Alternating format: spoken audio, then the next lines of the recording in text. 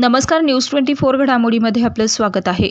माझ्यासाठी प्रत्येक कार्यकर्ता रात्रीचा दिवस करून पळाला आहे। पराभव झाला असला तरी खचून जाऊ नका। आरोप प्रत्यारोपांमध्ये वेळ घालवण्यापेक्षा गावपातळीवर आजपासून कामाला सुरुवात करा।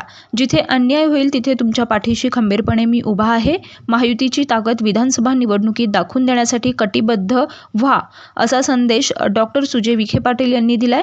निवडणूकीनंतर डॉक्टर सुजय विखे पाटील यांनी महायुतीच्या सर्व पदाधिकारी आणि कार्यकर्त्यांशी संवाद साधून त्यांच्याप्रती कृतज्ञता व्यक्त केली।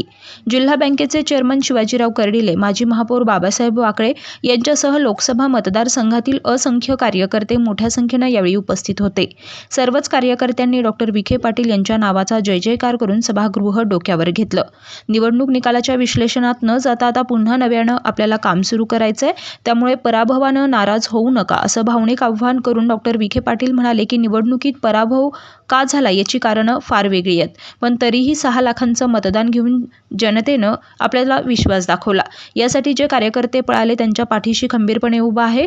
आम्ही पराभव स्वीकारला, पण समोरच्यांना विजय पचवता येत नाही। पारनेरची घटना पाहता आता यापुढे कोणीही कार्यकर्त्यावर हल्ला झाल्यास महायुतीच्या कार्यकर्त्यांनी बांगड्या भरलेल्या नाहीत, अशा शब्दात त्यांनी विरोधकांचा समाचार घेतलाय।